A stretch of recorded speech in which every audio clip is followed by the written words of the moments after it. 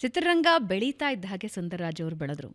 ಅದರಲ್ಲೂ ಸ್ಪೆಷಲಿ ಈ ಎಕ್ಸ್ಪೆರಿಮೆಂಟ್ಸ್ ಆರಂಭ ಆದ ದಿನಗಳಲ್ಲಿ ನೀವು ಚಿತ್ರರಂಗಕ್ಕೆ ಕಾಲಿಟ್ಟಿದ್ದು, ಹೊಸ ರೀತಿಯ ಜಾನರ್ಗಳು ಶುರುವಾದಾಗ ನೀವು ಕಾಲಿಟ್ಟಿದ್ದು, ಅದು ಸೋಷಿಯಲ್ ಎಕ್ಸ್ಪೆರಿಮೆಂಟ್ ಆಗಲಿ ಅಥವಾ ಕಥೆಗಳಲ್ಲಿ ಹೊಸತನ ತರೋದಾಗಲಿ, ಆ ಟೈಮಲ್ಲಿ ನೀವು ಎಂಟರ್ ಆಗಿ ಇವತ್ತಿನ ಕಾಲಘಟ್ಟಕ್ಕೆ ಬಂದು ನಿಂತಿದ್ದೀರಾ, AI ಕಾಲಘಟ್ಟಕ್ಕೆ ಬಂದು ನಿಂತಿದ್ದೀರಾ. ಹೆಂಗೆ ನೋಡ್ತೀರಿ ಜರ್ನಿನ? ತುಂಬ ಖುಷಿಯಾಗುತ್ತೆ. ಒಂದೇನೆಂದರೆ ನಾನು ಯಾವುದೂ ಪ್ಲ್ಯಾನ್ ಮಾಡಲಿಲ್ಲ. ಹ್ಞೂ ನಾನು ಇದೇ ಆಗಬೇಕು ಅದೇ ಆಗಬೇಕು ಅಂತ ನಾನು ಬಂದವನೇ ಅಲ್ಲ. ಆಕಸ್ಮಿಕ ಬದುಕೇ ಆಕಸ್ಮಿಕ. ನಾನಂತೂ ಹೇಳೋದಂದರೆ, ಕೆಲವು ಯಾವುದಾದ್ರೂ ಪ್ರಯೋಗ ಮಾಡಬೇಕಾದ್ರೆ ಅಥವಾ ಬದುಕಲ್ಲಿ ಏನಾದರೂ ಕಂಡ್ಕೋಬೇಕಾದ್ರೆ ಒಂದು ಗೋಲ್ ಬೇಕು, ಗುರು ಬೇಕು, ಗುರಿನೂ ಬೇಕು. ನನಗೆ ಅವಾಗೇನು ಅಂತಂದರೆ ಸಿನಿಮಾಗೆ ಸೇರಬೇಕು, ನಾಟಕಕ್ಕೆ ಬರಬೇಕು ಅನ್ನೋದೆಲ್ಲ ಏನಿರಲಿಲ್ಲ. ಏನೋ ನಾವು ನಮ್ಮ ತಂದೆ ಡಾಕ್ಟ್ರ್ ಆಗಬೇಕು ಅಂತ ಭಾಳ ಇಷ್ಟಪಟ್ಟಿದ್ರು. ಆದರೆ ಅದಕ್ಕೆ ಮಾರ್ಕ್ಸೇ ಬರಲಿಲ್ಲ ನನಗೆ. ಆ ಮಾರ್ಕ್ಸ್ ಬಂದರೆ ತಾನೇ ಡಾಕ್ಟ್ರ್ ಆಗ್ಬೋದು. ಕಾಲೇಜಲ್ಲಿ ಯಾವಾಗಲೂ ಲೀಡ್ರ್ಶಿಪ್ಪು, ಹುಡುಗಾಟ, ಒಂಥರ ಸಿಂಗಿಂಗು. ಅವಾಗೆಲ್ಲ 70ರ ದಶಕದಲ್ಲಿ ಈ ರಾಜೇಶ್ ಖನ್ನನ್ ಸಿನಿಮಾ ಬರೋದು, ಆಮೇಲೆ ಶಮಿ ಕಪೂರ್ ಸಿನಿಮಾ, ಕನ್ನಡದಲ್ಲೆಲ್ಲ ಹೊಸ ಹೊಸ ನಟರುಗಳು ಬಂದಿದ್ದರು ಆಗ. ಅಂದರೆ ಇನ್ನೂ ಬರೋ ಅಂತಂದರೆ ನಮಗೆಲ್ಲ ಈ ರಾಜ್ಕುಮಾರು, ಆಮೇಲೆ ಶ್ರೀನಾಥ್ ಅವ್ರುಗಳೆಲ್ಲ ಅವತ್ತು ಐಕಾನ್ಸ್ ಅವರು. ಆದರೆ ನನಗೆ ಒಂದು ಇನ್ಸ್ಪಿರೇಷನ್ ಏನಾಯಿತು ಅಂತಂದರೆ, ನಾಟಕಕ್ಕೆ ನನ್ನನ್ನು ಇನ್ವೈಟ್ ಮಾಡ್ತಾರೆ. ಅದು ಆಕಸ್ಮಿಕ. ನಾನು NCC ನೇವಿನಲ್ಲಿದ್ದೆ. ಅಂದರೆ ನೇವಿ ಇದರೊಳಗೆ ನೀವು ವೈಟ್ ಆ್ಯಂಡ್ ವೈಟ್ ಡ್ರೆಸ್ ಇರ್ತಲ್ಲ, ತುಂಬ ಇಷ್ಟ ನನಗದು. ಸೊ ಅದಕ್ಕೆ ನೇವಲ್ ಇದು ಅಂತ ಹೇಳ್ತಾರೆ. ಅದಕ್ಕೆ ನಾನೇನು ಮಾಡಿದೆ, C ಸರ್ಟಿಫಿಕೇಟು B ಸರ್ಟಿಫಿಕೇಟ್ ಎಲ್ಲ ಮಾಡಿಬಿಟ್ಟಿದ್ದೆ. ಆಮೇಲೆ ನನ್ನ ಪರ್ಸ್ನಾಲಿಟಿ ಕೂಡ ಅದಕ್ಕೆ ಚೆನ್ನಾಗಿ ಮ್ಯಾಚ್ ಆಗಿತ್ತು. ಸೊ INS ವೆಂಡುರ್ತಿ ಅಂತ ಒಂದು ಇದಿದೆ, ಬೇಸ್ ಇದೆ ಕೊಚ್ಚಿನಲ್ಲಿ. ಅಲ್ಲಿಗೆ ಅಪ್ಲಿಕೇಶನ್ ಹಾಕಿದ್ದೆ.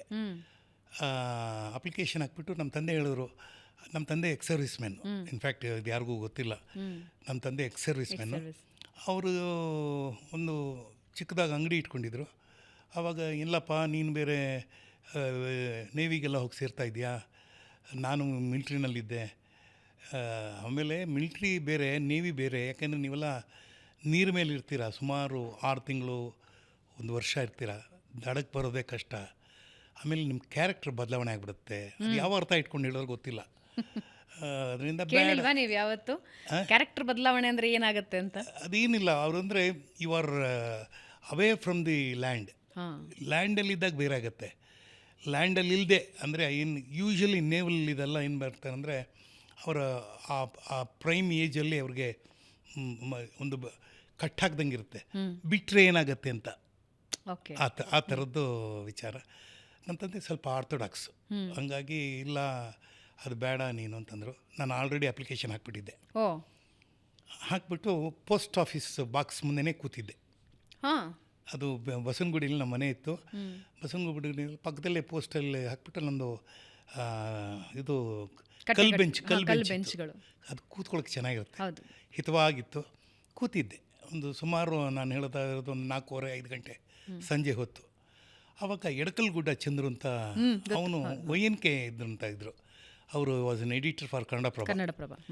ಅವ್ರ ಮನೆಗೆ ಹೋಗ್ಬಿಟ್ಟು ಇವನು ಬರ್ತಾಯಿದ್ದ. ಅಷ್ಟೊತ್ತಿಗೆ ವಂಶವೃಕ್ಷ ಪಿಕ್ಚರ್ ಆಗೋಗ್ಬಿಟ್ಟಿತ್ತು. ಆವಾಗ ಕಾರಂತನವರು ಹೈವದನ ಅಂತ ನಾಟಕ ಮಾಡಬೇಕಾಗಿತ್ತು. ಆವಾಗ ಕೇಳಿದ್ರು, ನೋಡು ಒಬ್ಬ ಕಪಿಲನ ಪಾತ್ರಕ್ಕೆ ಒಬ್ಬ ಬೇಕು, ಒಳ್ಳೆ ಗಟ್ಟಿಮುಟ್ಟಾಗಿರಬೇಕು ಅನ್ನೋಂತ. ಆಮೇಲೆ ಇವನ್ನ ದೇವದತ್ತ ಅಂತ ಆಲ್ರೆಡಿ ಫಿಕ್ಸ್ ಮಾಡಿಬಿಟ್ಟಿದ್ರು. ಇವನು ನನ್ನನ್ನು ನೋಡ್ಬಿಟ್ಟು ಏನೋ ಮಾಡ್ತಾಯಿದ್ದೆ ಇಲ್ಲಿ ಅಂತ ಕೇಳ್ದೆ. ನಾನು ಹೇಳಿದೆ, ಏನಿಲ್ಲಪ್ಪ, ಇದಕ್ಕೆ ಅಪ್ಲಿಕೇಶನ್ ಹಾಕಿದ್ದೀನಿ ನಾನು. ಅದಿರಲಿ ಬಿಡು, ನಿನಗೆ ಕಾರಂತರು ಗೊತ್ತಾ ಅಂತ ಕೇಳ್ದೆ. ನನಗೆ ಅಲ್ಲಿವರೆಗೂ ಕಾರಂತರು ಯಾರನ್ನು ಗೊತ್ತಿಲ್ಲಪ್ಪ ಅಂದೆ. ಹೋಗಲಿ, ಹಯವದನ ನಾಟಕ ಓದಿದ್ಯಾ ಅಂದ. ಹಯವದನ ನಾನು ಏನು ಹಂಗಂದರೆ ಅಂದೆ. ಹಯವದನ ಅಂದರೆ ಏನು ಅಂತಲೇ ಗೊತ್ತಿಲ್ಲ, ಎರಡೂ ಗೊತ್ತಿಲ್ಲ. ಅಯ್ಯೋ, ಏನು ಕನ್ನಡದ ಹುಡುಗನೋ ನೀನು ಅಂತ ಹೇಳಿ BV ಕಾರಂತ್ ಅಂತ ಇವರು ವಂಶವೃಕ್ಷ ಡೈರೆಕ್ಟ್ ಮಾಡಿದ್ದಾರೆ. ಹಾಗೆ ಇವರು ಒಳ್ಳೆಯ ನಾಟಕಕಾರರು. ಇವರು ಒಂದು ಪಾತ್ರಕ್ಕೆ ಹುಡುಕ್ತಾ ಇದ್ದಾರೆ. ನೀನು ನಾಳೆ ಲಿಪಿ ಪ್ರಿಂಟರ್ಸ್ ಅಂತ ಇದೆ, ಬೆಳಗ್ಗೆ ಹೋಗಿ ಅಲ್ಲಿ ಮೀಟ್ ಮಾಡು, ಅವರು ನಿನ್ನ ಸೆಲೆಕ್ಟ್ ಮಾಡ್ತಾರೆ ಅಥವಾ ಅವ್ರು ಏನಾದರೂ ಹೇಳ್ಬೋದು ಅಂತ. ಒಂಥರ ಕಿವಿನಲ್ಲಿ ಒಂಥರ ಏನೋ ಬಿಟ್ಟಂಗೆ ಆಯ್ತು ನನಗೆ. ಹೌದಲ್ಲ ನಾಟಕ ಅಂತ ಹೇಳ್ಬಿಟ್ಟು ಹೋದೆ, ಅವ್ರನ್ನ ಮೀಟ್ ಮಾಡಿದೆ. ಸೆಲೆಕ್ಟೇ ಮಾಡಿಬಿಟ್ರು ನನ್ನ. ಓ ಸೆಲೆಕ್ಟೇ ಮಾಡಿಬಿಟ್ರು. ಓ ಸರಿ, ಓಕೆ ಓಕೆ ಓಕೆ ಅಂದ್ಬಿಟ್ರು. ಆಮೇಲೆ ರಿಹರ್ಸಲ್ಸ್ ಎಲ್ಲ ಶುರು ಆಯಿತು. ಪುಸ್ತಕ ಕೊಟ್ಟರು, ಎಲ್ಲ ಹೋದೆ. ನಮ್ಮ ಅಪ್ಪನ ಅಂಗಡಿ ಇತ್ತು ಅಲ್ಲೇ, ಬಾರ ಟಾಕೀಸ್ ಹತ್ರ. ನಮ್ಮಪ್ಪ ಏನು ಬೇಗ 5 ಗಂಟೆಗೆಲ್ಲ ಅಂಗಡಿ ಬಾಗಿಲು ಹಾಕೊಂಡು ಹೋಗ್ತಾ ಇದ್ದಾನಲ್ಲ ಅಂದ್ಬಿಟ್ಟು, ಯಾಕೆ ಅಂತ ನಮ್ಮ ತಂದೆ ಮನೇಲಿ ಇರಿದ್ರು. ಇಲ್ಲ, ನಾಟಕಕ್ಕೆ ರಿಹರ್ಸಲ್ ಇದೆ ಅಂತ. ಏನು ಮತ್ತೆ ಶುರು ಹಚ್ಕೊಂಡೇನಪ್ಪ, ಎಲ್ಲಿ ನೇವಿ ಎಲ್ಲಿ ನಾಟಕ ಅಂದರು. ಏನು ಯಾವುದಕ್ಕೂ ಒಂದು ಫಿಕ್ಸ್ ಆಗಿಲ್ವಲ್ಲ ನೀನು ಅಂತ. ಹೋದೆ, ನಾಟಕ ರಿಹರ್ಸಲ್ ಆಯಿತು. 1.5 ತಿಂಗಳು ನಾನು, ವೈಶಾಲಿ ಮತ್ತು ಎಳಕಲ್ಗೂಡ ಚಂದ್ರು, ನಾವು 3 ಜನ ಆ ನಾಟಕದಲ್ಲಿ ಅಭಿನಯಿಸಿದ್ವಿ. ಆ ನಾಟಕನ ಬರೆದವರು ಗಿರೀಶ್ ಕಾರ್ನಾಡ್.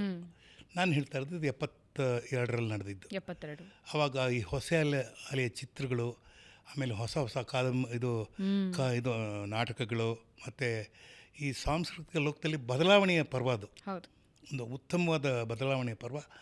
ಆ ಸಂದರ್ಭದಲ್ಲಿ ನಾನು ಅಲ್ಲಿ ಬಂದೆ. ನಾನಾಗಲಿ, ಲೋಕೇಶ್, CR ಸಿಂಹ ಆಗಿರ್ಬೋದು, ಅಥವಾ ಶ್ರೀನಿವಾಸ ಮೂರ್ತಿ ಆಗಿರ್ಬೋದು, ರಮೇಶ್ ಭಟ್ ಆಗಿರ್ಬೋದು, ಎಲ್ಲರೂ. ಆಮೇಲೆ ರಂಗಭೂಮಿಗೆ ಸಂಬಂಧಪಟ್ಟಾಗೆ ಹಾಡು, ಕುಣಿತ, ಅದು ಓವರ್ನೈಟ್ ಸಕ್ಸಸ್ ಆಗಿಬಿಟ್ಟೆ ನಾಟಕದಲ್ಲಿ.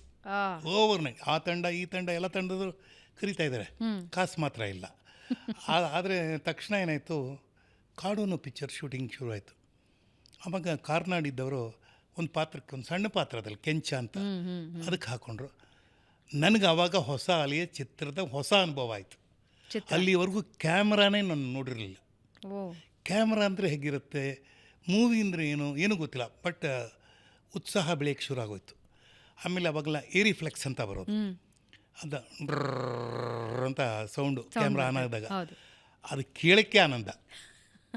ರೀಲ್ ಆನ್ ಆಯಿತು. ಅಲ್ಲಿಂದ everything become part of my life. ಕಾಡು, ಚೋಮನದ ರೂಢಿ, ತಬ್ಬಲಿ ನೀನಾದೆ ಮಗನೆ, ಒಂದಾನೊಂದು ಕಾಲದಲ್ಲಿ.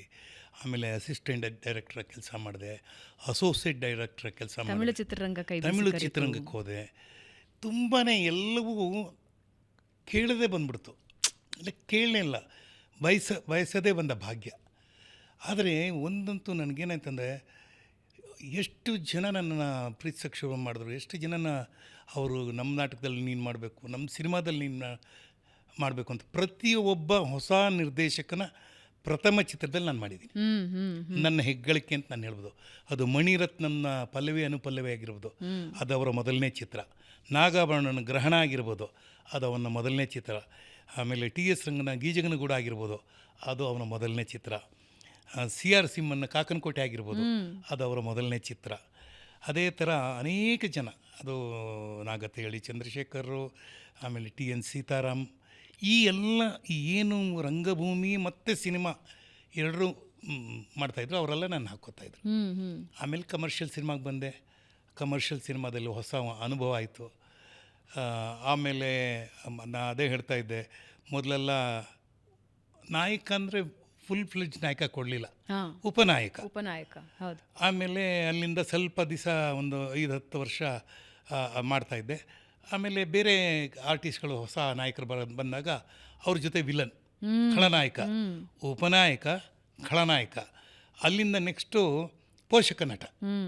ಈಗ ತಂದೆ ಪಾತ್ರ, ಅಜ್ಜನ ಪಾತ್ರ, ಹಂಗೆ ಬರ್ತಾಯಿದ್ದೆ.